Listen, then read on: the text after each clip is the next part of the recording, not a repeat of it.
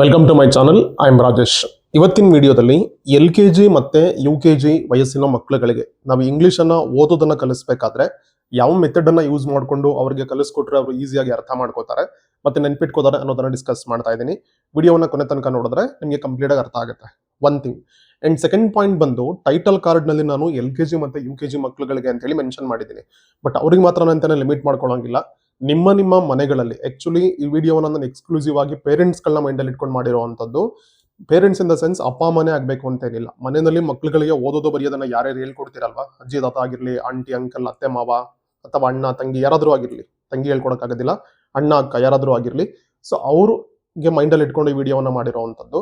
So ನಿಮ್ಮ ಮನೆಯಲ್ಲಿ ಎಷ್ಟು ವಯಸ್ಸಿನ ಮಕ್ಕಳುಗಳಿಗೆ ನೀವು ಓದೋದನ್ನು ಅಭ್ಯಾಸ ಮಾಡಿಸ್ತಾ ಇದ್ದೀರಾ? ಇನ್ನು ಪ್ರಿ-KGಗೆ ಹೋಗ್ತಾ ಇದ್ದಾರಾ ಅಥವಾ LKGಗೆ ಹೋಗ್ತಾ ಇದ್ದಾರಾ, LKG ಸ್ಕಿಪ್ ಮಾಡಿ UKGಗೆ ಹಾಕಿದ್ದೀರಾ, ಅಥವಾ ಗೌರ್ಮೆಂಟ್ ಸ್ಕೂಲ್ ಆದ್ರೆ ಈಗ ತಾನೇ 1ನೇ ಕ್ಲಾಸ್ಗೆ ಸೇರಿಸಿದ್ದೀರಾ ನೀವು?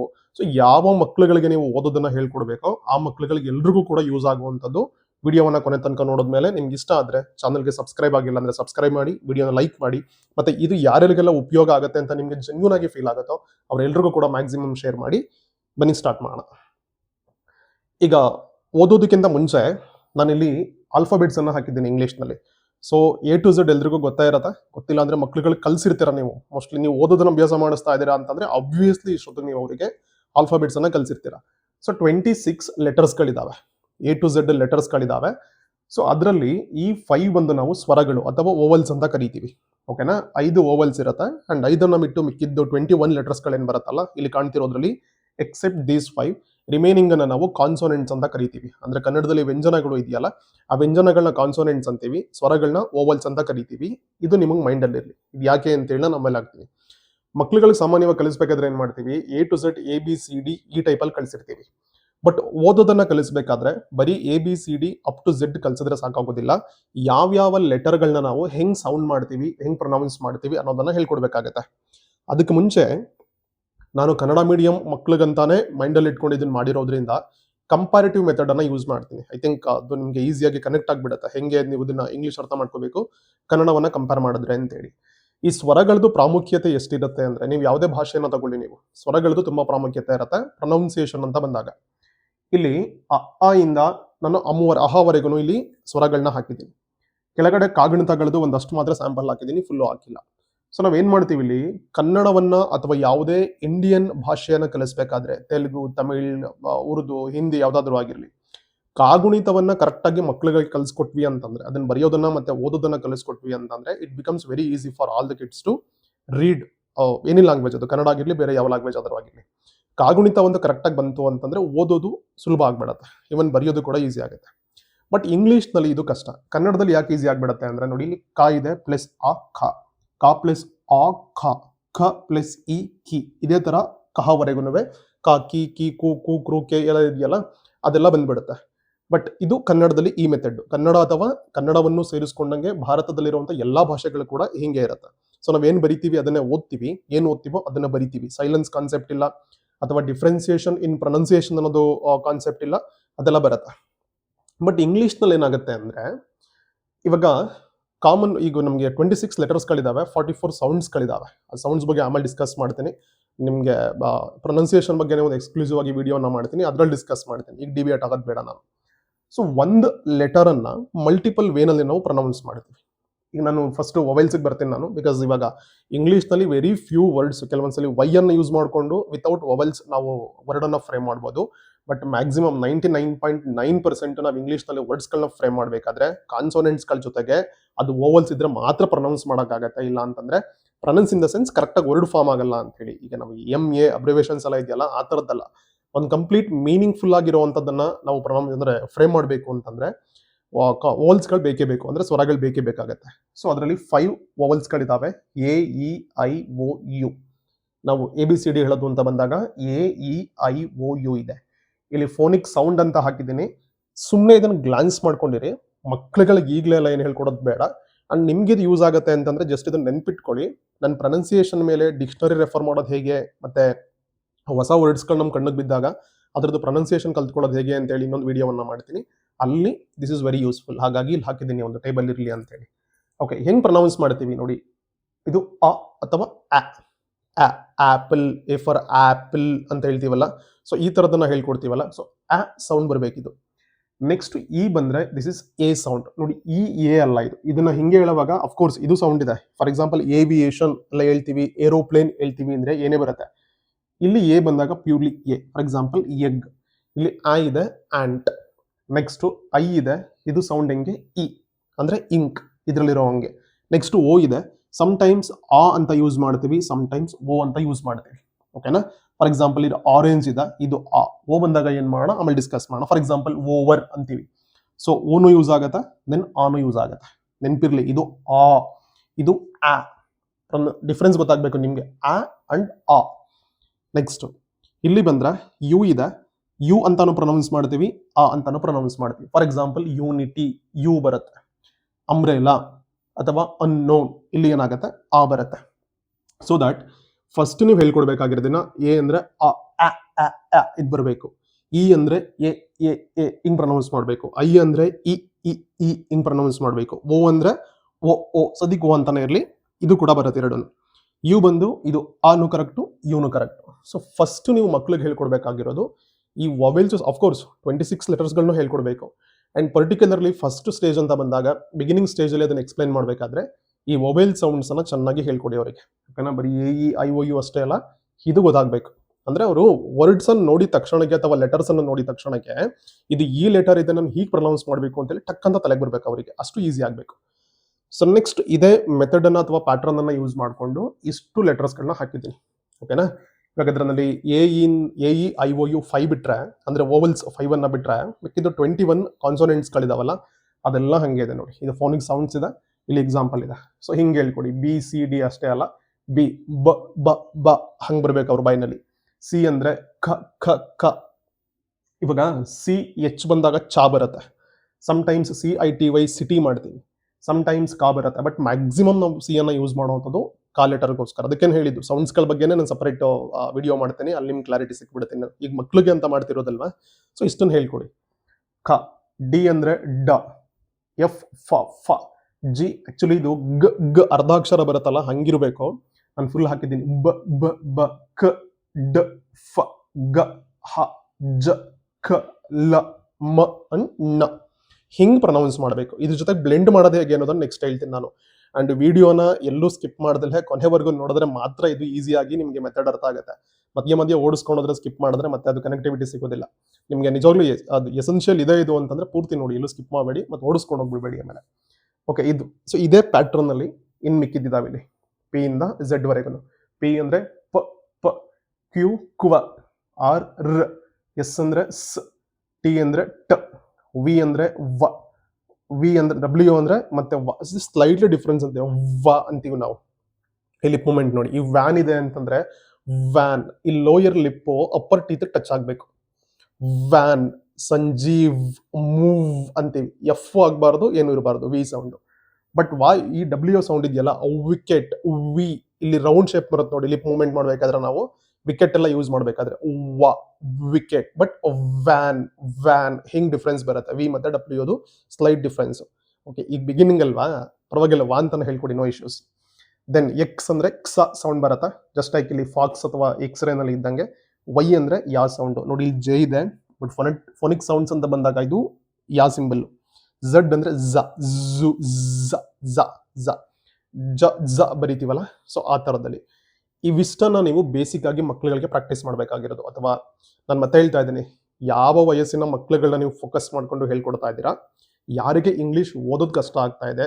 ಎಷ್ಟೋ ಜನ ಹೈಸ್ಕೂಲ್ಗೆ ಹೋಗಿ PUCಗೆ ಬಂದ್ರು ಕೂಡ ಇಂಗ್ಲಿಷ್ ಸರಿ ಓದಕ್ ಬರಲ್ಲ, ಹೆಂಗೋ ಅಲಗ್ ಬಲಕ್ ಮಾಡಿ ಪಾಸ್ ಹಾಕೊಂಡು ಬಂದ್ಬಿಟ್ಟಿರ್ತವೆ. ಯಾವುದೇ ವಯಸ್ಸಿನ ಮಕ್ಕಳುಗಳಾಗಿರ್ಲಿ, ಓದೋದನ್ನ ಪ್ರಾಕ್ಟೀಸ್ ಮಾಡ್ತಾ ಇದ್ದಾರೆ ಅಥವಾ ಓದೋದು ಕಷ್ಟ ಆಗ್ತಿದೆ ಅಂತಂದ್ರೆ ಈ ಮೆಥಡ್ ಅನ್ನ ಪ್ರಾಕ್ಟೀಸ್ ಮಾಡಿಸಿ. ಇದಿಷ್ಟು ಫಸ್ಟ್ ಸ್ಟೇಜಲ್ಲಿ ಮಾಡಬೇಕಾಗಿರೋದು. ಸೊ ಅಷ್ಟು 26 ಲೆಟರ್ಸ್ಗಳನ್ನ ಇನ್ಕ್ಲೂಡಿಂಗ್ ವಬಲ್ಸ್ ಅಂಡ್ ಕಾನ್ಸೋನೆಂಟ್ಸ್ ಇಂಡಿವಿಜುವಲ್ ಆಗಿ ಯಾವ ಲೆಟರ್ ಅನ್ನ ಹೆಂಗ್ ಪ್ರೊನೌನ್ಸ್ ಮಾಡಬೇಕು, ಆ ಸೌಂಡ್ ಹೆಂಗ್ ಬರುತ್ತೆ ಅನ್ನೋದು ಫಸ್ಟ್ ಫೆಮಿಲಿಯರ್ ಆಗಬೇಕು. ಓಕೆನಾ, ಇಷ್ಟು ಅರ್ಥ ಮಾಡ್ಕೊಳ್ಳಿ. ನಾನು ಇಲ್ಲಿ ಪ್ರೀವಿಯಸ್ ಸ್ಲೈಡ್ ನಲ್ಲಿ ಇದರಲ್ಲಿ ಮತ್ತೆ ಇದರಲ್ಲಿ ಹೇಳಿರುವಂಥದ್ದು. ಇಷ್ಟು ಫೆಮಿಲಿಯರ್ ಆದ್ಮೇಲೆ ಏನ್ ಮಾಡಬೇಕು, ನಾವು ನೆಕ್ಸ್ಟ್ ಬ್ಲೆಂಡ್ ಮಾಡಬೇಕು. ಇಲ್ಲಿ 3 ತರದ್ದು ಬ್ಲೆಂಡಿಂಗ್ ಮೈನ್ ಆಗಿ ಬರುತ್ತೆ ಬೇಸಿಕ್ ಲೆವೆಲ್ ಅಲ್ಲಿ ಬಂದಾಗ. ಓವೆಲ್ಸ್ ಮತ್ತೆ ಕಾನ್ಸೋನೆಂಟ್ಸ್ ಲೆಟರ್ಸ್ಗಳನ್ನ ಬ್ಲೆಂಡ್ ಮಾಡಿ ಅದನ್ನ ಓದುವಂತ ಪ್ರಾಕ್ಟೀಸ್ ಅನ್ನ ಮಾಡೋದು, ಮತ್ತೆ ಕಾನ್ಸೋನೆಂಟ್ ಮತ್ತೆ ವೊವೆಲ್ಸ್ ಅನ್ನ ಬ್ಲೆಂಡ್ ಮಾಡೋದು ಉಲ್ಟಂ ಪಲ್ಟಾ. ಅಂಡ್ ನೆಕ್ಸ್ಟ್ ಬಂದ್ರೆ ಕಾನ್ಸನೆಂಟ್ ವೊವೆಲ್ ಪ್ಲಸ್ ಕಾನ್ಸನೆಂಟ್ಸ್ 3 ಸ್ಟೇಜಲ್ಲಿ ಬ್ಲೆಂಡ್ ಮಾಡುವಂಥದ್ದು. ಸೊ ಇಷ್ಟನ್ನು ನಾನು ಇಲ್ಲಿ ಡಿಸ್ಕಸ್ ಮಾಡ್ತಾ ಇದ್ದೀನಿ. ಇಷ್ಟನ್ನ ಕಲ್ತ್ಕೊಂಡ್ರಿ ಅಂತಂದ್ರೆ ಬೇಸಿಕ್ ಒಂದು ಹಂತಕ್ಕೆ ನಿಮಗೆ ಫೆಮಿಲಿಯಾರಿಟಿ ಬಂದ್ಬಿಡುತ್ತೆ. ಇದಾದ್ಮೇಲೆ ಅಡ್ವಾನ್ಸ್ಡ್ ವರ್ಷನ್ಗೆ ನೆಕ್ಸ್ಟ್ ವಿಡಿಯೋಗಳಲ್ಲಿ ಡಿಸ್ಕಸ್ ಮಾಡೋಣ. ಅಥವಾ ನಿಮ್ಗೆ ಏನಾದರೂ ಕನ್ಫ್ಯೂಷನ್ ಇದೆ, ಅರ್ಥ ಆಗ್ತಿಲ್ಲ ಅಂತ ಏನಾದರೂ ಅನ್ಸಿದ್ರೆ ನಾನು ಯಾವಾಗಲೂ ಪ್ರತಿ ವಿಡಿಯೋಲೂ ಹೇಳ್ತಾ ಇದ್ದೀನಿ, ಸೊ ಇದರಲ್ಲೂ ಹೇಳ್ತಾ ಇದ್ದೀನಿ, feel free to mention that in the comment box. Because ಇದನ್ನು ಕೂಡ ಸುಮಾರು ಜನ ಅದರಲ್ಲಿ ಕಾಮೆಂಟಲ್ಲಿ ತಿಳಿಸಿದ್ರಿ, ಓದೋದು ಈಸಿಯಾಗಿ ಯಾವ ಮೆಥಡ್ ಅದನ್ನು ವಿಡಿಯೋ ಮಾಡಿ ಅಂತ ಹೇಳಿ. ಅದಕ್ಕೆ ನನಗೆ ಟ್ರಿಕ್ ಆಗಿ ವಿಡಿಯೋನ ಮಾಡೋಣ ಇರುವಂತ ನನಗೆ ಒಂಥರ ಇನ್ಸ್ಪೈರ್ ಆಗಿ ನಿಮ್ಮ ಕಾಮೆಂಟ್ಸ್ಗಳನ್ನ ನೋಡಿ. ಸೊ ಹಾಗಾಗಿ ನಿಮಗೆ ಬೇರೆದೇನಾದರೂ ಬೇಕಿದೆ ಅಂತ ಅನ್ಸಿದ್ರೆ ಅದನ್ನು ನೀವು ಮೆನ್ಷನ್ ಮಾಡ್ಬೋದು. ನೆಕ್ಸ್ಟ್ ಇಲ್ಲಿ ನೋಡಿ, ಫಸ್ಟ್ ಬರೋಣ ಇವಾಗ ವೊವೆಲ್ ಪ್ಲಸ್ ಕಾನ್ಸೋನೆಂಟ್ಸ್ಗಳನ್ನ ಬ್ಲೆಂಡ್ ಮಾಡಿ ಅದನ್ನು ಓದೋ ಪ್ರಾಕ್ಟೀಸನ್ನು ಮಾಡುವಂಥದ್ದು.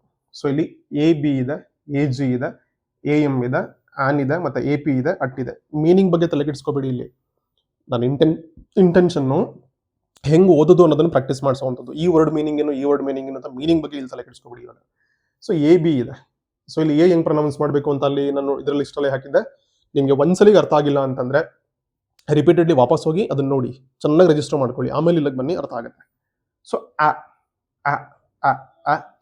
ಫುಲ್ಲು ಏನೇ ಹಾಕಿದ್ದೇನೆ ಇಲ್ಲಿ ಇಂಟೆನ್ಷನಲ್ಲಿ ಬೇಕು ಅಂತ ಹೇಳಿ.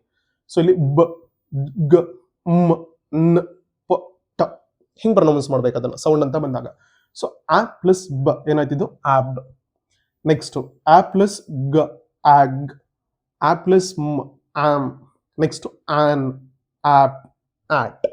ಇದನ್ನ ಆಕ್ಚುಲಿ ಅಟ್ ಅಂತೀವಲ್ಲ ಹಂಗೆ. ಸೊ ಆಟ್ ಅಲ್ಲ ಅಟ್, ಅಟ್ ಈ ಥರದ್ದು ಸ್ಲೈಟ್ಲಿ ವೇರಿಯೇಷನ್ಸ್ಗಳಾಗುತ್ತೆ ಕೆಲವೊಂದು ವರ್ಡ್ಸ್ಗಳು. ಬಿಕಾಸ್ ಇಲ್ಲಿ ಬೇರೆ ಭಾಷೆಗಳಿಗೆ ನಮ್ಮ ಇಂಡಿಯನ್ ಲ್ಯಾಂಗ್ವೇಜಸ್ಗಳಿದ್ದಂಗೆ ಇಂಗ್ಲೀಷಿಗೆ ಸ್ಟ್ಯಾಂಡರ್ಡ್ ಆಗಿ ಹಿಂಗೆ ಇದೆ, ಅಥವಾ ಹಿಂಗೆ ಪ್ರೊನೌನ್ಸಿಯೇಷನು, ಹಿಂಗೆ ರೂಲು, ಅಥವಾ ಹಿಂಗೆ ಸ್ಪೆಲ್ಲಿಂಗು, ಹಿಂಗೆ ಸೈಲೆನ್ಸು, ಈ ಥರದ್ದು ಯೂನಿಫಾರ್ಮ್ ಆಗಿರೋ ಒಂದು ರೂಲ್ಸ್ ಇಲ್ಲ ಅಕ್ಸೆಪ್ಟ್ ಮಾಡ್ಕೊಳ್ಳುವಂಥದ್ದು. ಸೊ ಹಂಗಾಗಿ ಯೂಸ್ ಮಾಡ್ತಾ ಫೆಮಿಲಿಯಾರಿಟಿ, ಪ್ರಾಪರ್ ಪ್ರೊನೌನ್ಸಿಯೇಷನು ಅದೆಲ್ಲ ಬರುತ್ತೆ. ಸೊ ಹಿಂಗೆ ಮಾಡ್ಕೋಬೇಕು. ಅಂಡ್ ನೆಕ್ಸ್ಟ್ ಇದರದೇ ಕಂಟಿನ್ಯೂಡ್ ವರ್ಷನ್ ಬೇರೆ ಐ ಅನ್ನು ಹಾಕಿದ್ದೀನಿ. ನಾನು ಜಸ್ಟ್ ಸ್ಯಾಂಪಲ್ಗೆ ಒಂದು 2 ಕಾನ್ಸೋನೆಂಟ್ಸ್ ವೊವೆಲ್ಸ್ಗಳನ್ನ ಮಾತ್ರ ಹಾಕಿದ್ದೀನಿ, ಎ ಮತ್ತು ಐ ಅನ್ನ. ನೀವು ಇದೇ ಮೆಥಡ್ ಅನ್ನ ಮಿಕ್ಕಿದ ಎಲ್ಲ ಲೆಟರ್ಗಳನ್ನ ಯೂಸ್ ಮಾಡ್ಕೊಂಡು ಪ್ರಾಕ್ಟೀಸ್ ಮಾಡ್ಕೊಳ್ಳಿ. ಸೊ ಐ ಅನ್ನ ಏನ್ ಮಾಡ್ಬೇಕು ನಾವು, E E E. So I D ಏನಾಯ್ತು ಇಡ್, ಐ ಜಿ ಇಗ್, ಇ ಗ್ ಇಗ್, ಇ ಇನ್, ಇ ಪ ಇಪ್, ಇ ಟಿ ಇಟ್. ಸೊ ಹಿಂಗೆ ಏನ್ ಮಾಡ್ಬೇಕಾಗಿರೋದು ನಾವು ವೊವೆಲ್ ಮತ್ತು ಕಾನ್ಸೋನೆಂಟ್ 2 ಲೆಟರ್ಸ್ಗಳನ್ನ ಇಟ್ಕೊಂಡು ನಾವು ಬ್ಲೆಂಡ್ ಮಾಡಿ ಪ್ರೊನೌನ್ಸ್ ಮಾಡುವಾಗ ಈ ತರ ಮೆಥಡ್ ಅನ್ನ ಯೂಸ್ ಮಾಡಬೇಕಾಗುತ್ತೆ. ಸಿಮಿಲರ್ಲಿ ಕಾನ್ಸೋನೆಂಟ್ ಮತ್ತೆ ವೊವೆಲ್ಸ್ಗಳನ್ನ ಬ್ಲೆಂಡ್ ಮಾಡಿದಾಗ, ಸೊ ಈ ಪ್ರೀವಿಯಸ್ ಅಲ್ಲಿ 2 ಸ್ಥಳದಲ್ಲಿ ನೋಡಿದ್ವಿ, ಫಸ್ಟ್ ವೊವೆಲ್ ಬಂತು, ಅದಾದ್ಮೇಲೆ ಕಾನ್ಸೋನೆಂಟ್ ಬಂತು, ಎರಡನ್ನ ಬ್ಲೆಂಡ್ ಮಾಡಿ ನಾವು ಪ್ರೊನೌನ್ಸ್ ಮಾಡಿದ್ವಿ. ಬಟ್ ಇಲ್ಲಿ ಬಂದಾಗ ಏನಾಗುತ್ತೆ, ಫಸ್ಟ್ ಕಾನ್ಸೋನೆಂಟ್ ಬರುತ್ತೆ, ಆಮೇಲೆ ವೊವೆಲ್ ಬರುತ್ತೆ. ನೆಕ್ಸ್ಟ್ ಉಲ್ಟಂ ಪಲ್ಟ ಆಗುತ್ತೆ. ಬಿಕಾಸ್ ಇದೆಲ್ಲ ಪ್ರಾಪರ್ ಸ್ಟ್ರಕ್ಚರ್ ಗೊತ್ತಾಯ್ತು ಅಂತಂದ್ರೆ ಎಂಥದ್ದೇ ಲೆಂತಿ ವರ್ಡ್ಗಳನ್ನ ಕೊಟ್ಟರು ಕೂಡ ಈಸಿಯಾಗಿ ಮಕ್ಕಳುಗಳು ಪ್ರೊನೌನ್ಸ್ ಮಾಡೋದನ್ನ ಅಥವಾ ಓದೋದನ್ನ ಕಲ್ತ್ಕೋತವೆ. ಇಲ್ಲಿ ಬ ಬ್ಯಾ, ಈಗ ಇದು ನೋಡಿ ಆಬ್ ಆಗಿತ್ತು, ಈಗ ಬ್ಯಾ ಆಗತ್ತೆ. ಸೊ ಬ್ ಪ್ಲಸ್ ಆ ಬ್ಯಾ. ಇದ್ರ ಪಕ್ಕಕ್ಕೆ ನಾವು ಟಿ ಹಾಕ್ಬಿಟ್ರೆ ಈಸಿಯಾಗಿ ಬ್ಯಾಟ್ ಅಂದ್ ಬಿಡ್ತಾವ ಅವಾಗ. ಬ್ ಆ ಟ್ ಬ್ಯಾಟ್, ಬ್ಯಾಟ್ ಬ್ಯಾಟ್ ಹಂಗೆ ಬಂದ್ಬಿಡುತ್ತೆ, ಪಾಲಿಶ್ ಆಗತ್ತೆ. ನೆಕ್ಸ್ಟ್ ಬ್ ಎ ಬೆ, ಬೆ ಇದು ಬಿ ಅಲ್ಲ, ಆಮೇಲೆ ಬೆ. ಓಕೆನಾ? ಅಫ್ಕೋರ್ಸ್ ನಾವು ಬರೀ ಬಿ ಬಂದಾಗ ಬಿ ಅಂತಾನು ಯೂಸ್ ಮಾಡ್ತೀವಿ. ಆಕ್ಚುಲಿ ಸೌಂಡ್ ಪ್ರಕಾರ ಬಂದಾಗ ನಾವು ಬಿ, ಇದು ಎ ಸೌಂಡ್ ಇದೆ, ಸೊ ಬೆ. ಓಕೆನಾ? ಅದು ಬಿ ಇ ಹೆಂಗೆ ಅಡ್ವಾನ್ಸ್ಡ್ ಲೆವೆಲ್ ಆಮೇಲೆ ಡಿಸ್ಕಸ್ ಮಾಡೋಣ. ಸಿ ಒ ಇದನ್ನ ಆ ಪ್ರೊನೌನ್ಸ್ ಮಾಡ್ತೀವಿ, ಅಥವಾ ಆನು ಆಗುತ್ತೆ. ಕ್ ಪ್ಲಸ್ ಆ, ಖ ಅಥವಾ ಕೋ ಅಂತ ಇದನ್ನ ಅಲ್ಲಿ depends upon the word once again. So ಕೋ ಸೌಂಡ್ ಕೂಡ ಬರುತ್ತೆ. ನೆಕ್ಸ್ಟ್ ಕ್ ಪ್ಲಸ್ ಆ, ಇದು ಯು ಸೌಂಡ್ ಬಂದಾಗ ಖ. ಮ್ ಎ ಮೆ, ಮ್ ಇ ಮಿ. ಸೊ ಈ ತರ ಫಸ್ಟ್ ಕಾನ್ಸೋನೆಂಟ್ ಇದ್ದು ಆಮೇಲೆ ವೊವೆಲ್ ಸೌಂಡ್ಸ್ಗಳು ಬಂದಾಗ ಈ ತರ ಬ್ಲೆಂಡ್ ಮಾಡಿ ಪ್ರಾಕ್ಟೀಸ್ ಮಾಡಬೇಕಾಗತ್ತೆ. ಅಂಡ್ ನೆಕ್ಸ್ಟ್ ಒನ್ ಬಂದ್ರೆ 3 ಬಂದ ಅಂದ್ರೆ ಕಾನ್ಸೋನೆಂಟ್, ಅದಾದ್ಮೇಲೆ ವೊವೆಲ್ ಬರುತ್ತೆ, ಅದಾದ್ಮೇಲೆ ಕಾನ್ಸೋನೆಂಟ್ ಅನ್ನ ಬ್ಲೆಂಡ್ ಮಾಡೋದು. ಸೊ ಇವಾಗ ಏನಾಗುತ್ತೆ, ಒಂದು ವರ್ಡ್ ಸಿಕ್ಬಿಡುತ್ತೆ ನಮಗೆ. ಈ ಪ್ರೀವಿಯಸ್ ಅಲ್ಲಿ ನೋಡಿದ್ದು ಜಸ್ಟ್ 2 ಲೆಟರ್ಗಳನ್ನ ಇಟ್ಕೊಂಡು ಸೌಂಡ್ ಅನ್ನು ಮಾತ್ರ ಅಬ್ಸರ್ವ್ ಮಾಡಿದ್ವಿ. So it doesn't mean that it should make sense, meaning ಕೊಡ್ತಿರ್ಲಿಲ್ಲ. ಬಟ್ ಇಲ್ಲಿ ಏನಾಗುತ್ತೆ, ಒಂದು ಮೀನಿಂಗ್ಫುಲ್ ವರ್ಡ್ಸ್ಗಳನ್ನ ನೋಡ್ತೀವಿ ನಾವು ಇವಾಗ. ಸೊ ವೊವೆಲ್ ಇದೆ, ಫಸ್ಟ್ ಕಾನ್ಸೋನೆಂಟ್ ಇದೆ, ವೊವೆಲ್ ಇದೆ, ಅದಾದ್ಮೇಲೆ ಮತ್ತೆ ಕಾನ್ಸೋನೆಂಟ್ ಇದೆ. ಅಥವಾ ಫಸ್ಟ್ ವೊವೆಲ್ ಬಂದು ಆಮೇಲೆ ಕಾನ್ಸೋನೆಂಟ್ ಬಂದು ಆಮೇಲೆ ವೊವೆಲ್ ಕೂಡ ಬರ್ಬೋದು, ಹೆಂಗ್ ಬೇಕಾದ್ರೂ ಬರ್ಬೋದು. ಹೆಂಗ್ ಬಂದ್ರೂ ಕೂಡ ಸೇಮ್ ಮೆಥಡ್ ಅನ್ನ, ಸೇಮ್ ಫಾರ್ಮ್ಯಾಟ್ ಅನ್ನ ನೀವು ಯೂಸ್ ಮಾಡಿದ್ರಿ ಅಂತಂದ್ರೆ ಓದುವಂಥದ್ದು ಈಸಿ ಆಗುತ್ತೆ. ಸೊ ಇಲ್ಲಿ ನೋಡಿ ಬ್ಯಾಟ್ ಇದೆ, B A T, b at, b at bat ಆಯ್ತು. Lip, l i p, l i p lip ಆಯ್ತು. ಬ್ ಎ ಡಿ ಬೆಡ್ ಆಯ್ತು. ನೆಕ್ಸ್ಟ್ ಇಲ್ಲಿ ನೋಡಿ, ಇಲ್ಲಿ ಸ್ಪ್ಲಿಟ್ ಮಾಡಿದೆ ಈಸಿಯಾಗಿ ನಾನು ಕಾರಣಕ್ಕೋಸ್ಕರ ಹಂಗೆ ಎಂಡ್ ಮಾಡಿದ್ದೀನಿ. E D ed, ed, I N in, O P op, op. Okay, ಅದಕ್ಕೆ ಫಸ್ಟ್ ಕಾನ್ಸೋನೆಂಟ್ ಸೌಂಡ್ ಅನ್ನ ಸೇರಿಸ್ಕೊಳ್ಳೋಣ. ಸೊ ಎಡ್ ಇದೆ, ಪಕ್ಕಕ್ಕೆ ಬಾ ಸೇರಿಸ್ತೀವಿ, ಬೆಡ್. ನೆಕ್ಸ್ಟ್ ರ್ ಇದೆ, ಎಡ್ ಮಾಡಿದ್ವಿ, ರೆಡ್. ಬಿ ಇದೆ, ಬ ಇನ್ ಬಿನ್, ನೆಕ್ಸ್ಟ್ ಪಿನ್, ನೆಕ್ಸ್ಟ್ ಅಂದ್ರೆ ಇದನ್ನ ಬ್ ಪ್ಲಸ್ ಇನ್ ಹಿಂಗ್ ಮಾಡಬಾರ್ದು, ಇದನ್ನ ಇವೆರಡು ಇಲ್ಲಿ ಮರ್ಜ್ ಆಗ್ತಾವಲ್ಲ ಇಲ್ಲಿ, ಸೊ ಬ್ ಇ ಇನ್ ಬಿನ್ ಹಿಂಗಾಗತ್ತೆ. Next hop, next mop. So ಇದೇ ಫಾರ್ಮ್ಯಾಟ್ ಅನ್ನ ನೀವು ಎಷ್ಟು ಲೆಂತಿ ವರ್ಡ್ಸ್ಗಳು ಬರ್ತಾವಲ್ಲ ಅಷ್ಟು ಲೆಂತಿ ವರ್ಡ್ಸ್ಗಳಿಗೆ ಯೂಸ್ ಮಾಡ್ಕೊಂಡ್ರೆ ಅದು ಈಸಿಯಾಗಿ ಅವರಿಗೆ ಅರ್ಥ ಆಗುತ್ತೆ.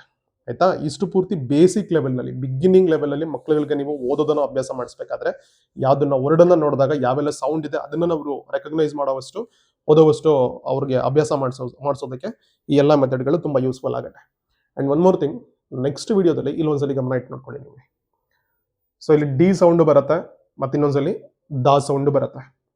ನೆಕ್ಸ್ಟ್ ಟೀಗ್ ಬಂದ್ರೆ ಟಾ ಸೌಂಡ್ ಬರುತ್ತೆ, ತಾ ಸೌಂಡ್ ಬರುತ್ತೆ. ಸಾ ಬಂದಾಗ ಸಾ ಸೌಂಡ್ ಬರುತ್ತೆ, ಮತ್ತೆ ಶಾ ಸೌಂಡ್ ಬರುತ್ತೆ. ಈ ತರದವೆಲ್ಲ ಮತ್ತೆ ವೇರಿಯೇಷನ್ಸ್ಗಳಾಗತ್ತೆ. ಇದೆಲ್ಲವನ್ನು ಕೂಡ ನಾನು ಪ್ರೊನೌನ್ಸಿಯೇಷನ್ ಬಗ್ಗೆ ಸಪರೇಟ್ ಆಗಿ ಒಂದು ವಿಡಿಯೋನ ಮಾಡ್ತೀನಿ ಅಂತ ಹೇಳಿದ್ನಲ್ಲ, ಅಲ್ಲಿ ಮಾಡಿದಾಗ ಸೌಂಡ್ಸ್ಗಳು ಹೆಂಗ್ ಬರುತ್ತೆ, ಅದ್ರಲ್ಲಿ ಆಕ್ಚುಲಿ ಮೋನೋಥಾಂಗ್ಸ್, ಡಿಪ್ತಾಂಗ್ಸ್ ಅಂತ ಏನೇನೋ ಬರುತ್ತೆ. ಬಟ್ ನಾನು ಲಿಂಗ್ವಿಸ್ಟಿಕ್ ಅನ್ನು ಟೀಚ್ ಮಾಡೋದಿಲ್ಲ. ಅಗೈನ್ ಸಿಂಪ್ಲಿಫೈ ಮಾಡಿ ಸಿಂಪಲ್ ಮೆಥಡ್ ನಲ್ಲಿ ಎಲ್ರಿಗೂ ಈಸಿಯಾಗಿ ಅರ್ಥ ಆಗೋ ತರ ಅದನ್ನ ಇನ್ನೊಂದು ವಿಡಿಯೋನ ಮಾಡ್ತೀನಿ, ಅಲ್ಲಿ ಆ ಪಾಯಿಂಟ್ಸ್ಗಳನ್ನ ಕವರ್ ಮಾಡ್ತೀನಿ. ಬಿಕಾಸ್ ಯಾರಿಗಾದ್ರೂ ಡೌಟ್ ಇದ್ರೆ ಇದನ್ನ ಮೆನ್ಷನ್ ಮಾಡಿಲ್ವಲ್ಲ ಅಂತಿದ್ರೆ ಅವ್ರಿಗೋಸ್ಕರ ಈ ಕ್ಲಾರಿಟಿಯನ್ನು ಕೊಡ್ತಾ ಇರುವಂತದ್ದು.